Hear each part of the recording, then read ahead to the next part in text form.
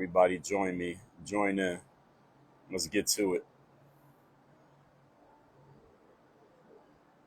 I want y'all to understand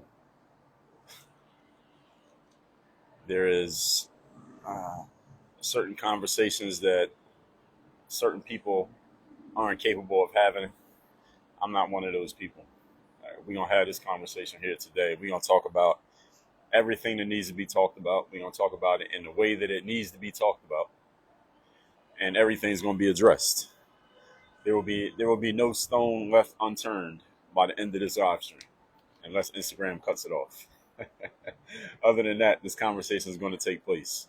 So everybody come in, turn your volume up, eliminate all distractions, and let's have this conversation. Let's talk about what needs to be talked about here, folks.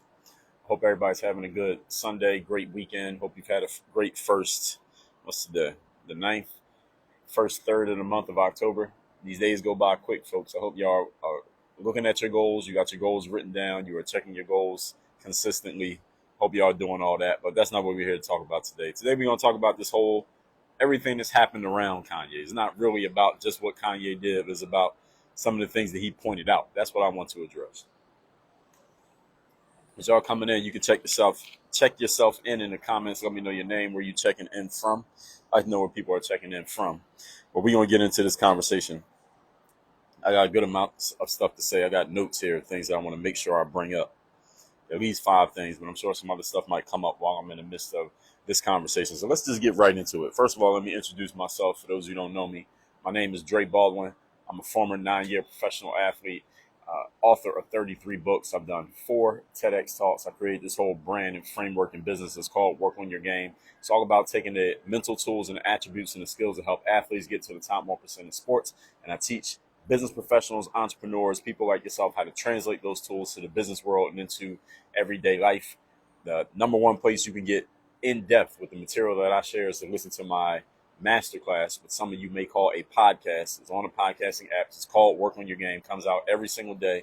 We have over 2,300 episodes. Shows been listened to over 5.5 million times. Maybe not 5.5. We might not be at half yet, but over 5 million times over the last 6 years. So anyway, let's talk about Kanye West. And the reason I'm bringing this up is not because I'm the first person to bring up Kanye. A lot of people have been talking about Kanye and saying whatever it is that they're saying. But I want to talk about things in a way that I don't think too many people are talking about, as I think many people might have these views of what I'm going to share, but they won't say them out loud.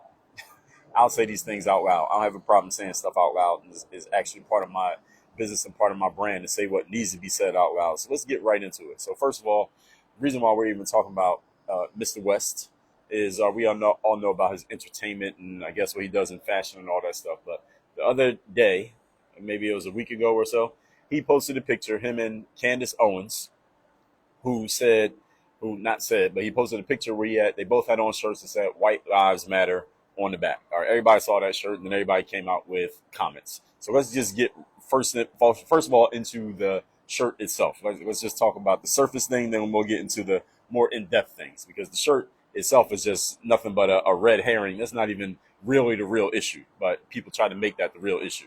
So first of all, the White Lives Matter shirt it's kind of a troll and it's kind of not. All right, so Kanye's putting out a shirt called White Lives Matter because everybody knows that there's this whole idea or hashtag. I'm not even going to give it enough respect to call it a movement called Black Lives Matter, because movements actually go somewhere and achieve outcomes. Black Lives Matter has been around for a long time.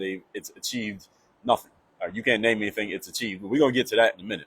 But he put out this shirt that said White Lives Matter, and of course a bunch of people got mad because he's a black guy saying White Lives Matter. Now, if a white person had put out a shirt or wore a shirt that said White Lives Matter, they would just call them racist. Since a black person wore a shirt that said White Lives Matter, then it's like, oh, well, you're trying to be white, you're pandering to white people. That's a normal insult that people try to give you if they disagree with something that you're saying on the topic of race or anything social.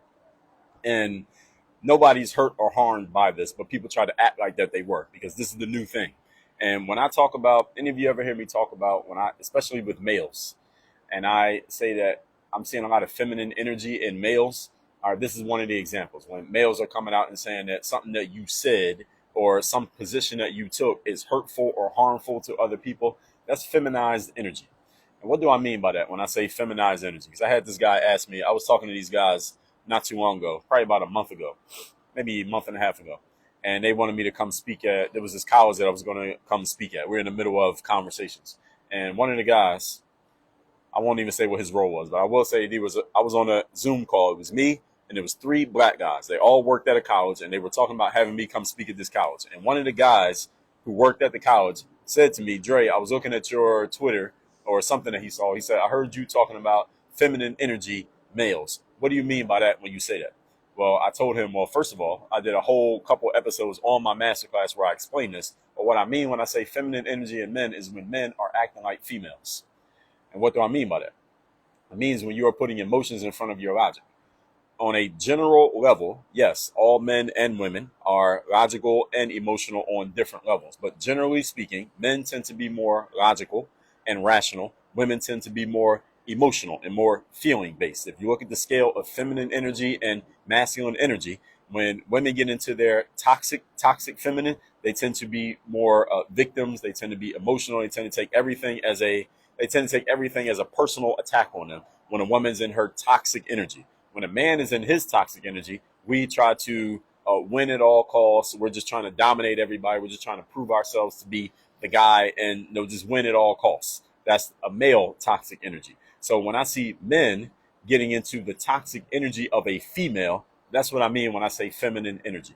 So it is feminine energy for a man to say, you putting on a shirt or making a statement or posting a tweet or leaving a comment is hurtful or harmful to people. All right, to say that Kanye putting on a shirt that says White Lives Matter is harmful to people is feminine energy. So when I see women saying something like that, I'm like, all right, that's par for the course. All right, this is what women do when they feel injured or hurt or attacked. They get into their toxic energy and they say emotionalized stuff that makes it feel like they're being attacked and they're the victim. When I see men doing things that I would expect from a woman, that is what really starts to annoy me. I don't want to see women trying to be men. Like some of the phrases when women pull their dick out and they try to kind of carry themselves as if they're men. I don't want to deal with women who are like that. And I don't want to deal with men who carry themselves like they're females. Getting into this feminine energy of you're being hurtful or harmful to anybody. Nobody's hurt or harmed by the fact that Kanye said something. You may disagree with Kanye. You may be angry with Kanye. You may be disappointed in Kanye. You may have a whole book that you want to write trashing Kanye. If you so choose, you have a right to do that. This is America. This is a land of free speech. You have a right to do that if you want to do that. But to say that him saying something is hurtful or harmful is some bullshit. I don't care if you're a male or a female. And the reason why this matters so much, and this has happened not only with the race conversation, is also happening with the LGBTQ conversation, is saying that, saying this thing, or you don't call somebody by their pronouns, or this person who's clearly a man, but he's dressing as a woman, and you won't call him she and her. You won't use that person's pronouns of a woman, even though it's clearly a man who has a penis. That's hurtful or harmful. The reason why that language matters, and the reason why that language should not be allowed, is because if I say, let's just say I decide I'm a woman, right? I don't even have to put on a wig. I just say, you know what? I'm a woman. So you know what? My pronouns are she and her. And if you don't call me by my pronouns, then that means you're being hurtful or harmful to me. Now, and this is the next step. Here's where it goes after this. If I say you're being hurtful or harmful, but not calling me by my pronouns, I have a right to defend myself against hurt or harm. Now, I don't have a right to defend myself against disagreements. See, if we disagree, we just disagree. Like the whole phrase is agree to disagree. We can just disagree. You don't have to like me. I don't have to like you. We don't have to see these things the same way. But if I'm saying you're being hurtful or harmful to me, that means I got a right to defend myself. I got a right to call the cops on you. I got a right to get you canceled or banned or kicked out or arrested or fired because you're being hurtful or harmful to me. See, that's where the bullshit comes in. And if people are doing this with the LGBTQ and people are starting to do it with race as well, I am 100% against this. I do not stand with this. I'm not going to sit around and allow it to keep getting talked about. And I know a lot of people who agree with the things that I'm talking about right here. And I've been talking about these things, by the way. Any of you who are not familiar, if you only watch me on Instagram, I get way more in depth when I go into my master classes, where it's 20, 30 minutes a day. It's just me talking. You want to get into the depth of the stuff I talk about, listen to my master class, not just my Instagram.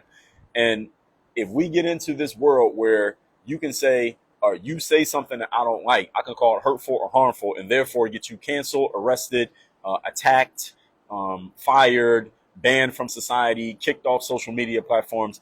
This is not okay. And any of you who agree with what I'm saying here, that that's not okay, we need more people to speak up about this. Because if everybody is silent and maybe you agree but you're not saying anything, then it's looked at as tacit approval. I don't know if any of you saw this, but PayPal. Everybody knows PayPal, the app where you take money or you can pay people money. PayPal put a statement out like 2 days ago where they said we got updated. You get those emails that say we updated our terms and conditions, and I'm a PayPal user. So they said we updated our terms and conditions, and most people, when we see those emails, we just ignore them, right?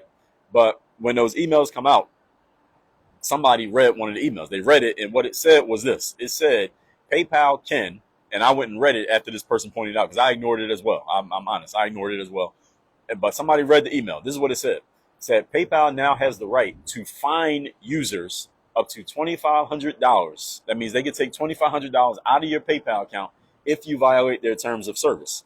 Now, here's one of the things that it said, and what are the ways you can violate the terms of service? It said, if you promote or you are pushing or you are going along with any form of misinformation. It said that in the terms of service. Anything that PayPal deems to be misinformation, if they think you said something that's misinformation, they can take $2,500 straight out of your PayPal account with no recourse. And by you continuing to use PayPal, you are agreeing to those terms.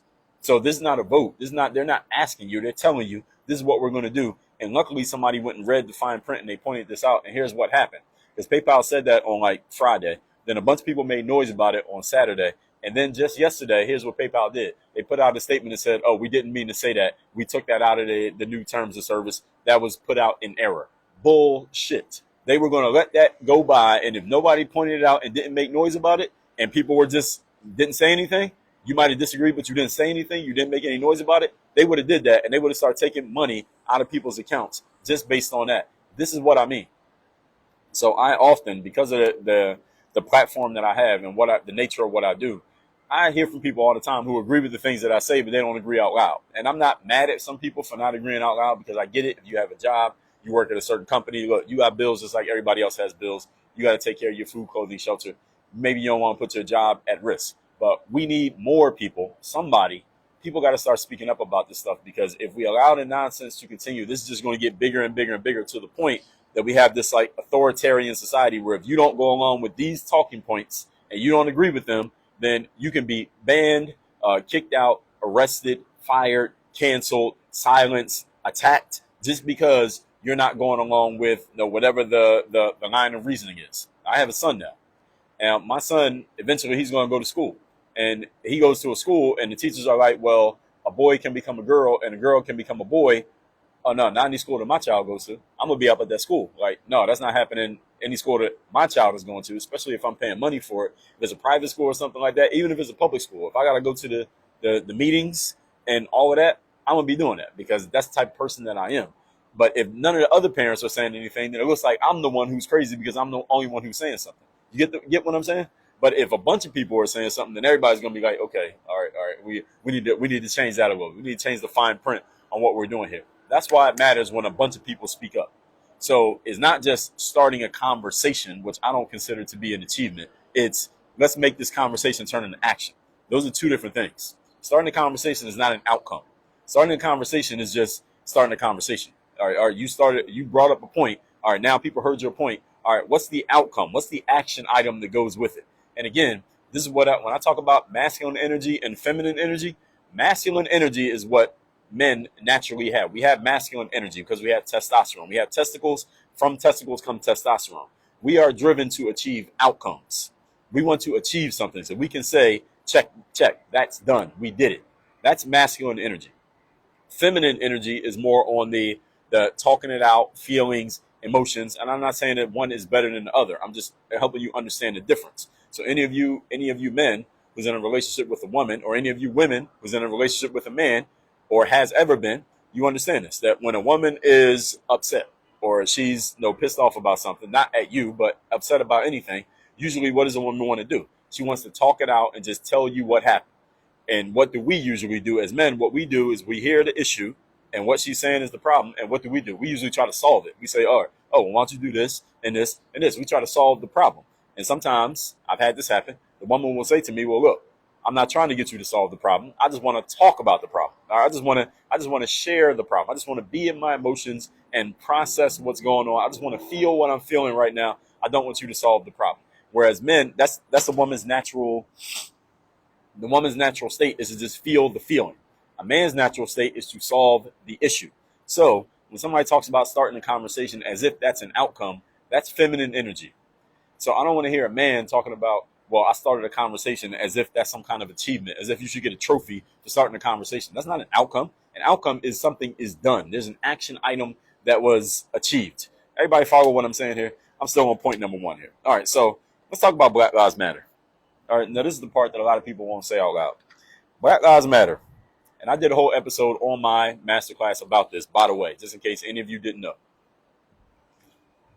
And also another thing, by the way, anything that I say on this live, if I am factually incorrect or I am logically incorrect on anything that I say, put it in the comments and let me know how I'm wrong and correct me if I'm wrong about anything.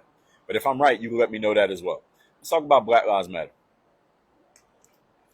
They came around in 2013 after the Trayvon Martin's death.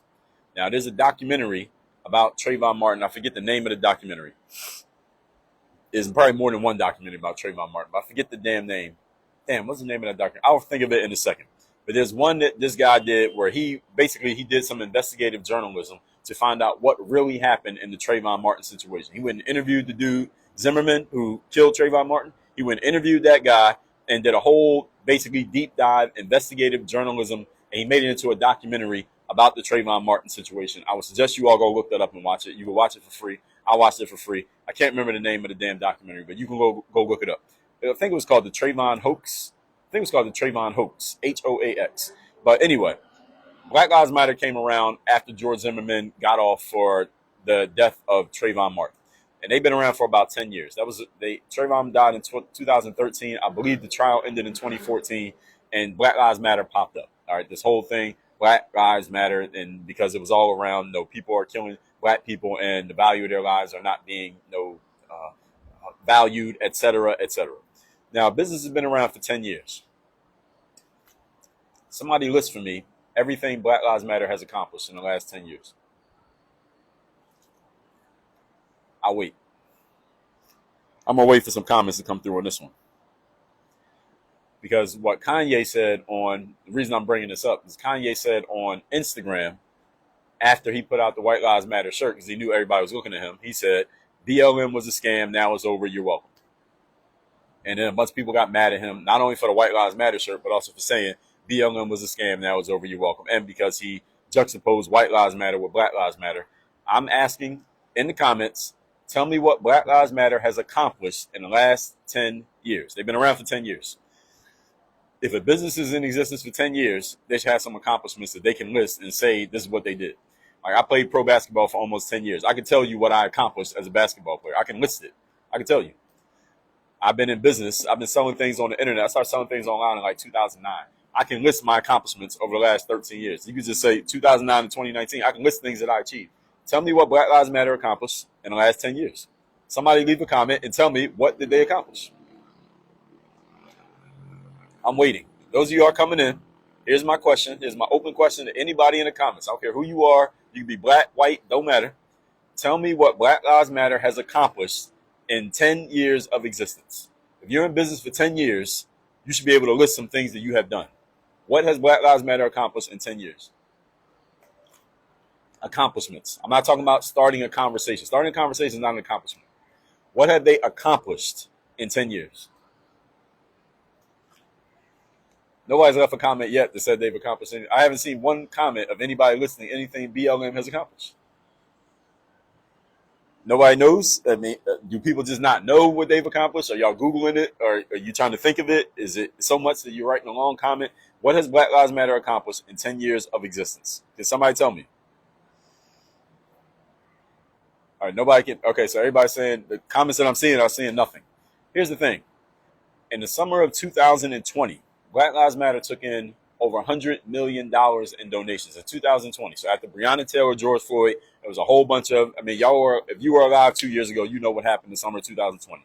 There was a racial reckoning, quote unquote, happened in America. And a bunch of people felt bad for black people. So they gave a whole bunch of money to Black Lives Matter. All right, a bunch of white people who I know, trust and respect, gave money to Black Lives Matter. Black people gave money to Black Lives Matter. Corporations gave money to Black Lives Matter. Now, here's the thing. They took in $100 million just in 2020 alone. Here's my question. Where's the money? In 2020, Black Lives Matter took in over $100 million in donations. Where is the money? I think this is a legitimate question. Any of you ever bought something from a company and you didn't get the product that you bought? Did you eventually email them or call them or text them like, yo, either give me my money or give me what I paid for, and you didn't get what you, where's the money? How do you take $100 million in donations and nobody can trace where's the money at? Now, here's the things that we know. We know that one of the starters of Black Lives Matter was 3 women. I believe 2 or 3 of them were lesbian. And their whole movement, they had it on their website originally, was we want to deconstruct or destroy, or what was the word they said? It might have been deconstruct. They want to get rid of the traditional idea of the black family, and they want to have community instead of family. They didn't mention the word man at all. It was all about women and children. Didn't even mention men. This is what they want to do. They want to deconstruct the black family, the idea of the black family, when we know by studies that have been done over decades, since before my parents were alive, that when the black family gets destroyed, the black community gets destroyed. We know this, and we have years of empirical evidence that this is true. Black Lives Matter initial idea was to destroy the idea of the traditional black family. That was their stated mission. When Black Lives Matter started getting a bunch of attention in the summer of 2020, and a bunch of people started pointing that out on their website, they say we want to destroy the black family, but we know destroying the black family will destroy the community even more. They took that off of their website. They scrubbed that off their website and changed it to something else. Y'all can go look this up. The receipts are on there. The great thing about the internet is we all got receipts. The definition of a scam is a fraudulent business scheme, also known as a swindle. They took in $100 million in money. Where is the Black Lives Matter Community Center? Where's the Black Lives Matter shelter? Where's the Black Lives Matter scholarship fund? Where's the Black Lives Matter any kind of program that could prevent a George Floyd from happening? Like, a lot of people don't even know George Floyd was from Texas. He was living in Minnesota because he had been in and out of the system. He had been a criminal. He had been on drugs. He was trying to get his life together. So he was in Minnesota just trying to get his stuff together in life. Those are the exact kind of people that if Black Lives Matter took in $100 million in donations, they should be putting together programs to help people just like him. They should be helping the next George Floyd to not become George Floyd. Where's the system? Where's the programs or the community centers or the anything to help out the next George Floyd from becoming George Floyd? Where's it at? I mean, you got $100 million. It'd be different if they had 100,000. It might take a little bit more money than that. But 100 million, and every athlete was supporting them. Every politician was supporting them. The government was supporting them. They built statues for these people. Where is the money? So when Kanye West says Black Lives Matter was a scam, by definition, a fraudulent business scheme, a swindle, can somebody tell me that it wasn't a scam? It was a scam. The woman who started the thing bought houses. All right, we saw that. Y'all can look that up online. The woman who started Black Lives Matter bought like 3 houses in California. That's like $1 million houses. So clearly they got the money. Clearly they got the money. She got book deals. They got TV deals with Netflix. Where's the rest of the money? Where's the money going back into the community? The whole purpose of Black Lives Matter is to build the black community, right? Allegedly, ostensibly, that's what it's supposed to be. So where's the money at? If nobody can tell me where's the money at, Kanye West saying that Black Lives Matter was a scam is completely accurate. Yeah, she bought houses. Brendan Moore, you see it. She bought houses. So they scammed us. If you gave money to Black Lives Matter, you got scammed.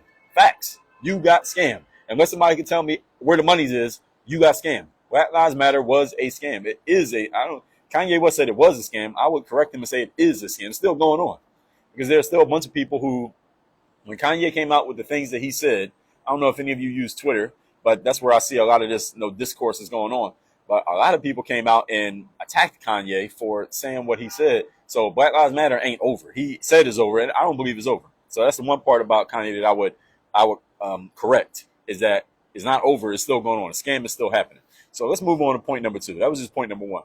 Kanye West is a rapper, right? We know that. I mean, he's a rapper, fashion designer, but he's an entertainer. Let's just say that. He's an entertainer. And a lot of people got mad at Kanye for saying that Black Lives Matter was a scam, and they got mad at him for saying white lives matter, right? And he's an entertainer, and people are mad at him saying what he says because he has influence. So here's my question to you. Most of our most famous rappers, let's just talk about rappers alone. Most of our most famous rappers, the ones who we know, love, trust, the ones who sell all the records, got all the fans, do all the shows, and allegedly make all the money. What do they rap about? What do they talk about? What do they talk about in the material that they put out that is going into the ears of us? I listen to the music too, the kids. What do they rap about? What do your favorite rappers rap about? If Kanye's words as an entertainer are so hurtful and harmful to the community because he said BLM was a scam and white lives matter, what are your favorite rappers rapping about in their songs that made them so popular? This is my question. What are they rapping about? Our favorite rappers rap about killing people, drug dealing, disrespect for life, disrespect for women, disrespect for other men, and they get edified as if this is great. Oh, it's cool because they're making money. It's cool because they're empowering themselves. It's cool because money, drugs, clothes, murder, jewelry. This is what our favorite rappers rap about, but nobody holds them accountable. Nobody says, hey, rappers rapping about drug dealing, you shouldn't do that because you're influencing the kids. Nobody says, hey, rapper rapping about WAP, WAP, wet ass pussy. We don't say you shouldn't rap about that because you're influencing young women. We don't say, hey, rapper rapping about killing the whole neighborhood in your last album. You shouldn't rap about that because you're influencing young men who don't have fathers to grow up and think that they're supposed to do what you're doing because you're famous and you have money. So it looks like what you did actually ended up in success. So they might think they need to do the same thing because they're taking what you say literally. They're not taking it as entertainment. Nobody holds rappers accountable for that. But when a rapper comes out and says BLM was a scam and white lives matter, all of a sudden their words are hurtful and harmful. I'm fine with if you believe Kanye words are hurtful and harmful. If you think what he said was irresponsible, I'm okay with you believing that. What I'm going to say then is you need to turn around and have that same energy for your favorite drug dealer, murderer, disrespect for women rapper as well. Do you have the same energy for both people? Because if you don't, then you don't have a leg to stand on in this conversation. That's what I'm saying. If you're not holding your favorite rapper accountable for rapping about drug dealing, disrespecting women, and killing people, then you can't hold Kanye West accountable for saying BLM was a scam and white lives matter. Because truth is truth. All right. So if it's true that what an entertainer says is influential and can be bad, then what an entertainer says is influential and can be bad. All right. You can't just pick and choose which one you want to hold accountable. You want to hold this guy accountable because you don't like what he said here, but you don't want to hold that guy accountable. Why? Oh, because you like him? Oh, because he's making money? Oh, because you're a fan of him? Oh, because what he said is harmful in a way that you agree with, but what he said is harmful in a way that you just want to ignore. See, that's not okay. This is the lack of accountability that we have in especially the black community and white people who are watching this. Because sometimes I have white people who reach out to me and they say, well, Dre, what is it that you believe is slowing black people down? What keeps black people from advancing? Number one thing, in my opinion, and I said this years ago, by the way, this is not new, is we don't have accountability in our community. We don't hold each other accountable. See, black people will have a summit and will have a whole event and spend 6 hours talking about what is being done to us by other communities, what the government did, what the system did, what white people are doing, and they'll have a whole symposium talking about what white people are doing to black people, what the system has done to black people, why we are still suffering from the effects of slavery.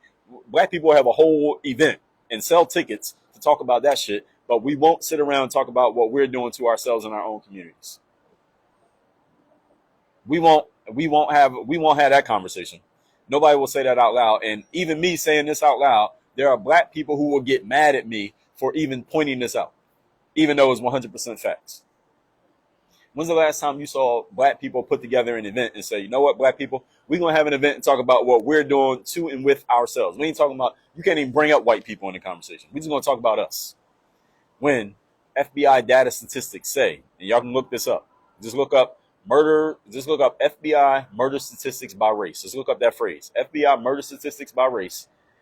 Black on black murder and white on white murder is the exact same number. They're equal. Black on black and white on white murder. Now you might say, well, why is that significant? It's because there are 5 times more white people than black people in America. That's a statistical fact. So how are there 5 times more white people than black people, but we murder each other the exact same amount? That's a problem that's going on in the black community. That has nothing to do with white people. Has nothing to do with I don't want to hear shit about fucking slavery. Nobody who's watching this was a slave. So you can't use slavery as an excuse when you didn't even experience it. People talking about, well, redlining and slavery and black people don't have opportunity. How does any of that have anything to do with what you do on a daily basis? Absolutely nothing. But maybe that rapper's album you've been listening to every day, maybe that has something to do with it. But you won't hold that rapper accountable. But as soon as Kanye says something, oh, now you got a problem. See, this is the problem that we have in our community, is that we don't have self-accountability.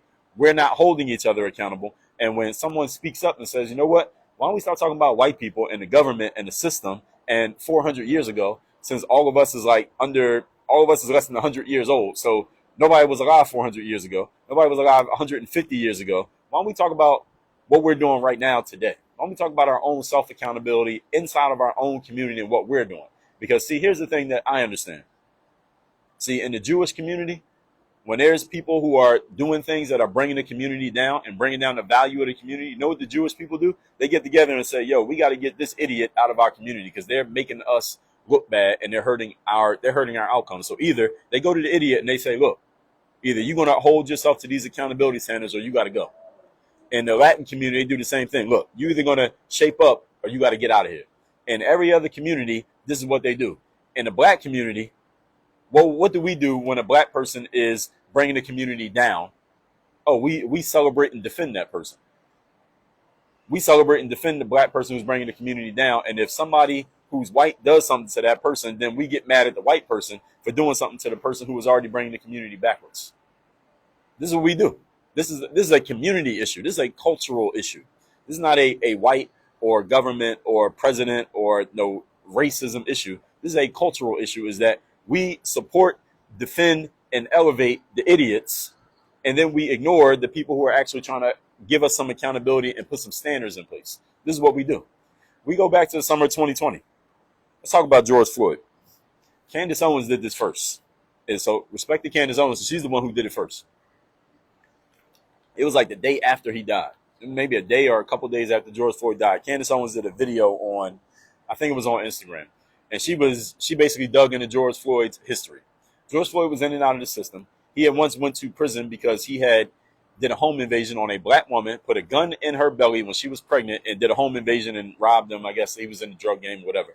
And listen, I'm not condemning, I'm not shitting on George Floyd. I mean, he's already passed away, so we don't need to talk about him that much. But here's the issue that I had with the whole reaction in the summer of 2020, is that man, when he was alive, was he doing anything intentionally to uplift the black community? My answer is no, he was not. That doesn't mean that we need to piss on his grave, but it also doesn't mean that we need to build a statue to the man. That's where I'm at. And I said that back in 2020. I said it in 2021, and I'm saying it again today. We built statues for Martin Luther King, got a statue. All right, Malcolm X got a statue. Michael Jordan got a statue. All right, who's alive? Who's somebody alive today is going to be a statue? Barack Obama will have a statue. Like, people who are doing things intentionally, on purpose, to uplift the community, we build statues for them. We name schools after them. We name scholarship programs after those people, because they are on purpose, intentionally, consciously doing things to uplift their people and uplift their community. George Floyd was not that guy. Now, again, does that mean he deserved to die? No, it doesn't. Does that mean that officer who was found guilty of his death, does that mean he should still go to jail? Yes, it does. But does it mean that we need to celebrate him? There shouldn't be a George Floyd College or a George Floyd High School or George Floyd Pike Park or a statue to George Floyd. No, we shouldn't be doing that, because that man was not intentionally doing things to help his community. He was, if we look at it as a whole, that man was bringing the community backwards. He's one of the people that, if he was Jewish, the Jewish people would have said, yo, you got to get out of here. Either you need to fix your shit or you got to get out of our community, because you're not going to bring our average down. Everybody knows the law of association, right? What does it say? You become the average of the people you spend the most time with. In every other community that's thriving, when there's somebody not doing the right thing, they get that person an ultimatum. All right, you get with the program or you got to go. In our community, we support and co-sign the idiots. And this is why our community goes backwards, because of the law of association. We allow the idiots to remain in the community instead of getting them out of there. That's what we do in our communities. And this is a black on black thing. This ain't got nothing to do with white, nothing. I don't want to hear shit about no slavery or redlining or what's the other things that people say, oppression or none of that shit. None of that is in. Those are old excuses. Now I'm 40 years old. In the 80s, when I was a kid, black people used to use this. Oh, it's because we're black excuse. Like we can't be still using the same excuse 30 years later. How 30 years later people still using the same excuse? None of you was a slave. None of you was oppressed. None of you was redlined out of living wherever you want to live. All right, y'all see behind me. I can live. You can live wherever you want to live. Now, there's a bunch of white people around me. I can live wherever I want to live. All right, any of you can too. I don't want to hear none of that bullshit about the old stuff. And people trying to use excuses that people 2, 3 generations before you had, and you're trying to use them in 2022. Bullshit. I don't want to hear none of that. None of that is an excuse for today. And if we're not holding our own accountable, then we have no leg to stand on and trying to hold somebody outside of our own community accountable. Let's move on to point number 3. Let's talk about Black Lives Matter a little bit more. If Black Lives Matter was real, what we would be doing is addressing black on black crime, which is more prevalent than white on black crime and cop on black crime. Those things are very few and far between. White person killing a black person, a cop killing a black person, all that stuff is few and far between compared to black on black crime. Black on black crime happens all the time. I saw somebody who I know, trust, and respect. They said the following.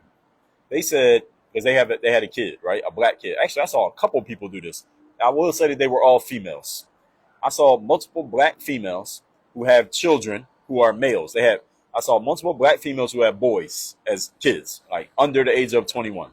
They said the following. They said this. They said, I'm afraid to let my son go out and walk the dog or go to the corner store or go to school and come home by himself because I'm afraid that a white cop is going to kill my son. And they all said this, and they said this seriously, and they published it out on the internet for other people to see. And then a bunch of people co-signed it, like, yeah, I'm afraid of that too. We need to hold these white people accountable. I'm like, mofo, if you get a phone call that your son got murdered, you know who probably killed him. It was probably a nigga with a gun.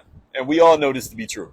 If we're being honest, if you had to bet money on it, we all know that if I hear a black person, like I have a nephew, I have a son. My son is very young; he can't even walk yet.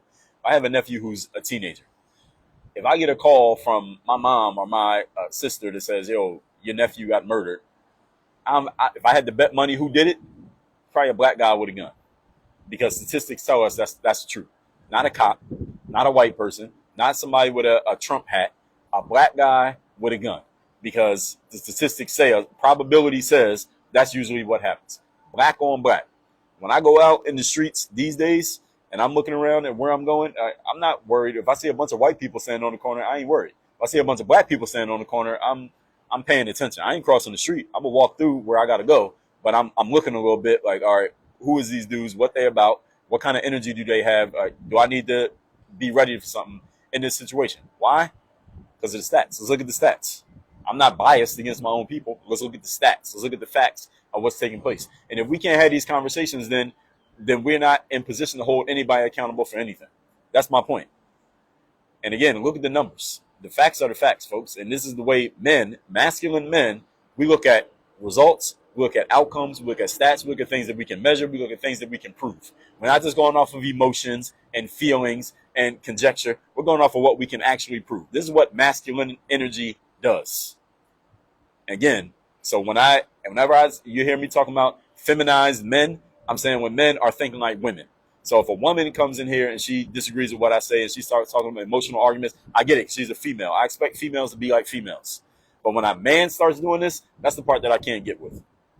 So anyway, the only time BLM or the BLM idea, whoever wants to, don't call it a movement. I'll refuse to call that a movement, because movements actually move. They actually achieve things. The only time BLM comes up is when a white person is to blame, period. If a black person kills a black person, BLM doesn't say anything. There's no march. There's no hashtag. There's no funeral on TV. None of that stuff happens. Nobody cares. When a black person gets killed by a black person, if you want to be famous in your death, make sure you get killed by a white person. All right, any of you young black men or women who's listening to this right now, if you get murdered, make sure you get murdered by a white person. Because if a black person kills you, nobody's gonna give a fuck, except your friends and family.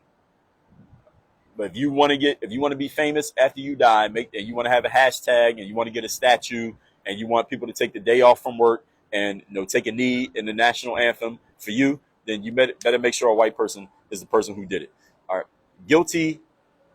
And here's the thing with the whole BLM thing, and I broke this down on my podcast in more detail.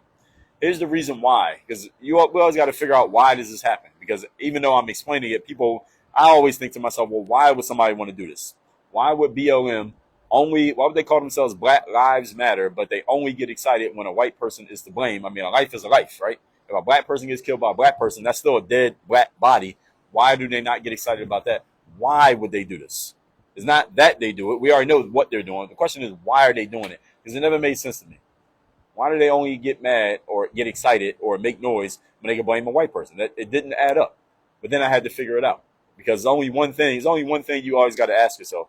And I'm gonna get to that conclusion in 1 second. So here it is.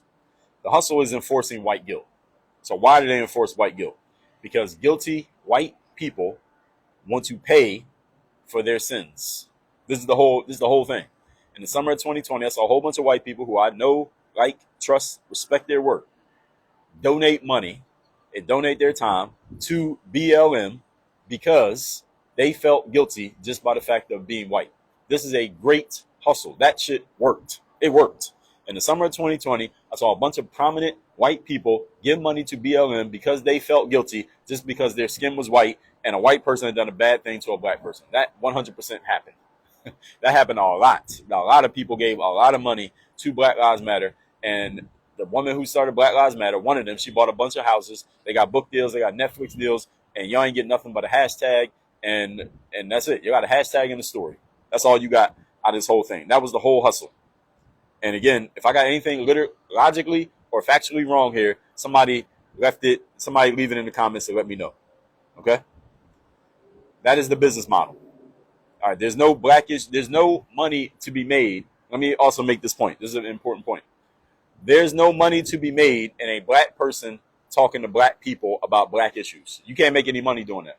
Like, my whole business model was, I just talk to black people about what black people can do to help other black people. You are not going to make too much money. If you want to talk about it, you got to talk about white people. Oh yeah, the black square. Yeah, that's what they got. You got the black square, the hashtag, and you got to take a knee during the national anthem. Now nobody's taking a knee during the national anthem anymore. Black on black murder has not gone down. Black on black murder went up. In 2020, 2021, black on black murder has increased, but people are not taking a knee anymore. I thought the whole point of taking a knee was we got to take a knee so until we fix what's happening, black bodies in the streets, and this conversation about racial injustice and the system and all that stuff. I thought people said we're going to take a knee until the situation gets fixed. The situation didn't get fixed. People took a knee for a week because it was on TV, and now everybody stands up during the national anthem. Black on black murder increased. More people are getting killed by black people. Black people are killing each other more now than they were 2 years ago, and nobody's taking a knee anymore. What happened? I thought that was the point of taking a knee. I thought Colin Kaepernick was a hero because he started a conversation about black bodies in the street. Well, there are more black bodies now than there were when he first took a knee. Why hasn't anything changed? I thought that was the whole point. He was a hero because he took a knee, right? But he didn't achieve anything. That's feminine energy. What Colin Kaepernick did was feminine. He started a conversation. Starting a conversation is not an outcome. Now, I said that like 6 times already. Let's move on. Let's talk about abortion. Abortion. What is abortion? Abortion is to end a process while it is still going on. That's what abortion means. It means to abort. Everybody knows the definition of abort. Let's look at the definition. You see, this is what we do here this is what masculine energy does. Abortion means induce the termination of a pregnancy with destruction of the embryo or fetus.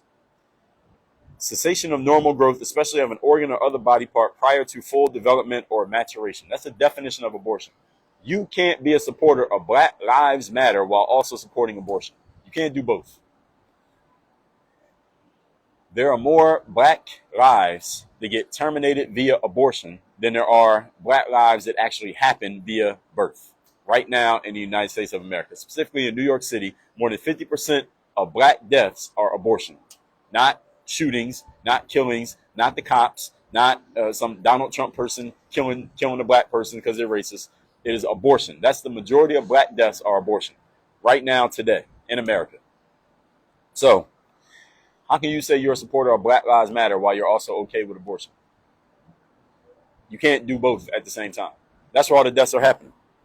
And I don't want to hear the propagandized point about rape and incest. That's less than 1% of abortions are rape and incest.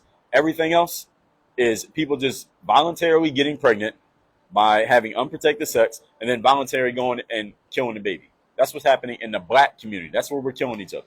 So why do black people, if you think about this, when we had the elections all the time, whenever the elections pop up, right?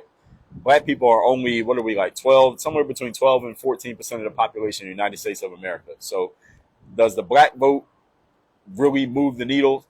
In not that much, not really, because a lot of black people have been voting, Democrat their entire lives. And then you have, some black people will jump over and vote Republican, but we're still only 12 to 14% of the population. So the majority of the voting is really white people, and Latins are starting to overtake black people in terms of population in America. And here's the thing. Black people always, every time the elections come around, black people talk about this, like the value of the black vote. Let me tell you why black people don't have as much power in voting as we could have is because the numbers, all voting is numbers, it's a popularity contest. So the more votes you get, the higher chance you have of winning. If there were more black voters, then we would have a higher percentage of the population and we could have more say. We could go to the whoever's running and say, look, this is the things you need to do because we control 20% of the vote, 30% of the vote, 50% of the vote. We would have it if we wasn't killing all our babies all the time with abortion. We would have more black people. There would just be more black people. Therefore, we have more of the vote. Therefore, we can have more say in what happens in elections because we just got more people. We can say to them, look, we control 35% of the vote, so y'all need to do what we said. But since we only got 14% of the population, and then most of us don't vote anyway, it's not even that much. We ain't even got that much of a say. It's only, let's say, about half of us vote. So it's only about 7%. See, this is the things that people don't tell you. This is the things your college professors don't say to you in class. But they should be. They're actual teachers. But they can't tell you the truth because they're owned too. All right, they take a paycheck. They got to say what people tell them to say. So 50% of black death is abortion. Now, this last thing I want to talk about is mental health. So people try to dismiss Kanye because they say, oh, he has mental health issues. So he's just saying that because he's a troll and something's wrong with his mind. He got to get his mind right before he can be lucid and say what he wants to say. Well, here's the thing. If you're going to dismiss somebody because of mental health, then you got to dismiss everybody because of mental health. That means anyone who's ever mentioned having mental health issues, anything they say, we got to throw it away because they have mental health issues. So we don't need to listen to them. They got mental health issues. You can't dismiss somebody for mental health because you disagree with them. And then we got to listen to other people who have mental health issues because you like them. So which one is it? Now, again, masculine energy, we understand this. We measure everything by accountability. We measure everything by standards. There's a big rainstorm coming in right now from Miami Beach. So I'm going to go a few more minutes and we're going to wrap this up. This whole mental health thing, don't dismiss somebody for mental health because you disagree with them and then you want to listen to somebody else because they have mental health and because you like them. So which one is it? Are we listening to people with mental health or are we ignoring everybody with mental health? Because if we're being honest, everybody has some kind of mental health issue on some level. So which one is it? Not just when it's convenient for you. And here's the biggest pushback. Last point. Biggest thing about all this is how strong the pushback was when Kanye came out and said what he said. See, it's not so much that he said what he said, it's just the fact that people went back against it. And here's the important point that I want to leave y'all with right here today, is that truth can exist in the face of nonsense. See, if you have some untruth, truth can still exist with the untruth existing right next to it because truth stands on its own 2 feet. It doesn't need to eliminate anybody else's point for its point to still stand. See, truth can stand amongst a whole bunch of nonsense. The truth is still obvious and clear. Non-truth cannot exist in the presence of truth. See, non-truth needs all truth to disappear so the non-truth can live. Truth can live amongst anything. You can put truth amongst a whole bunch of bullshit and nonsense. The truth will still exist. Untruth needs all the truth to disappear so it can thrive and it can still live. It needs to get rid of everything else. So this is what I want y'all to take note of as you move on the rest of your life. Anytime someone comes out with an idea that is going against the grain, I want you to notice how much everybody else pushes back against that idea and tries to completely eliminate, cancel, delete, not allow it to exist versus the other way around. See, Kanye came out with what he said. He doesn't need everybody else to go away for him to make his point, but everybody else needs him to go away for them to make their point. That should make you think a lot. Any of you who's a critical thinker, this is the real thing that should really get your attention, is how much they need other opinions to not exist so that they can have their opinion. See, I got my opinion right here. I don't mind if anybody has a different opinion. That's why I invited you. If you got something to say against anything that I said, if anything I said is logically or factually wrong, leave it in the comments. I don't need you to go away. You can have your opinion, and we can duke this out in the open market, in the public marketplace of ideas, because good ideas exist amongst bullshit. Bad ideas cannot exist amongst good ones. That's what I want you to keep in mind. So all the nonsense from the last 2 years, from taking the jab and forcing everybody to take that jab, and many of you got bullied into taking the jab or shamed into taking the jab, to agreeing with the BLM propaganda, to now with this Kanye thing. Notice how they need all other opinions to disappear so that they can exist. But the other opinions don't need them to disappear so that those can exist. That's what I want you to keep in mind. And if you're a critical thinker, this makes sense to you. If it doesn't, think about it until it does. There's a huge rainstorm coming in town right now. It's crazy. I can barely even see outside. So we're going to wrap this one up right here. And I appreciate everybody's easy move at 357. I see you in the comment section. I appreciate that. Brandon Boyd, what's going on, my man?